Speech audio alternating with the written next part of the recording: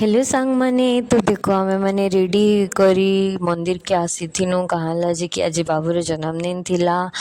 गनी किटू के धरी धरी जाऊे देखुन तापर आमे मंदिर पहुँचला परे सेन प्रसाद घिनी थिलु मंदिर के नबार लगी प्रसाद घिनी सारा पर देखुन गनी जे कि परम भक्त और से नंदी पाखे जाइकिना पूजा करूला तापर सेन आम भीतर के आसिकिना पूजा कनु पूजा पूजी कर सारी करी आमे मंदिर भितर बाहरी करी पूरा बाहर जेन मंदिर माने अच्छे हेन परिक्रमा करुले माने तारपर आमे आसिक आखु रस टिके पीनु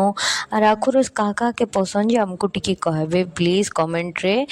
आखु रस पी सारा पर आमे घर के आसी नानी बाबू के पूजा करी थिला कहाँ जे तार जन्मदिन थिला तारपर बाबू अम्मान को